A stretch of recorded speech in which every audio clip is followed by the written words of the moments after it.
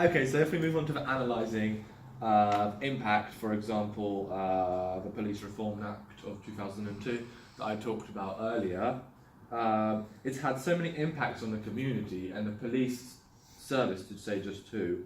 The first one is that the police can take blood samples at the roadside.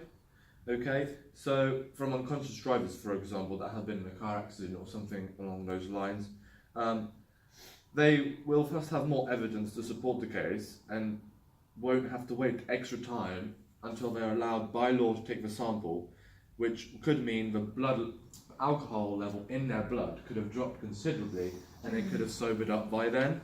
Yeah. As a result, it's so much easier to prosecute someone without evidence being lost. Another impact is the creation of the Independent Police Complaints Commission, otherwise known as the IPCC, a system which handles complaints made by the police and the public against the police. The fact that it is independent means that any complaints are dealt with independently from the police and the government. The IPCC is responsible not just for the police, but also for a number of other authorities like Serious Organised Crime, Agency Border Police, and the staff at HMRC. Furthermore, the creation of Police Community Support Officers, otherwise known as PCSOs, was another implication and meant the police can be seen in action by the police in a variety of issues. And the visual presence acts as a deterrent for crime and antisocial behaviour.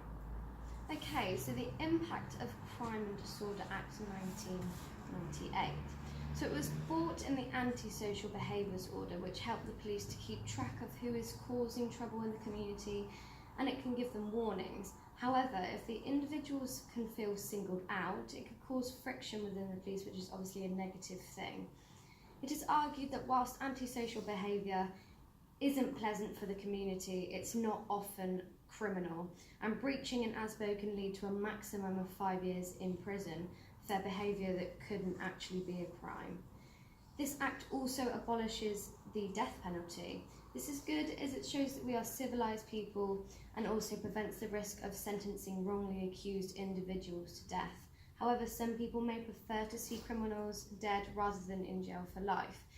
But personally, I feel that the death penalty is a good thing because it gives justice to the people that have been affected by the crime, especially if it's a murder or something really serious. You know, justice can't always be held, it can't always be given to the people that's been affected if there's no death penalty.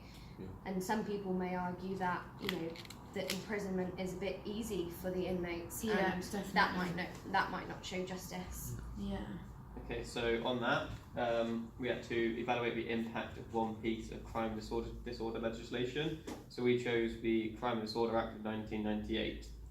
Crime and Disorder Act of 1998 is a major piece of legislation that has introduced both the public services and society to a number of strategies designed to support victims of crime, help agencies work together to fight crime, and ensure appropriate sentences and orders are issued to the offenders.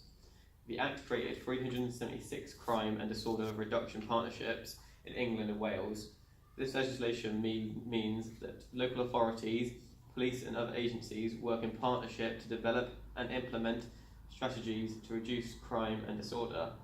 The partnership carries out an audit of crime and disorder every 3 years and publish a strategy for dealing with problems found. The Act covers antisocial behaviour, sex offences, parenting orders, child safety orders, and racially aggravated offences. There are many groups involved in this, and these are the police, community, safety officers, youth offending teams, local authorities, health trusts, probation services, NACRO, victim support, educational establishments, businesses, and housing associations.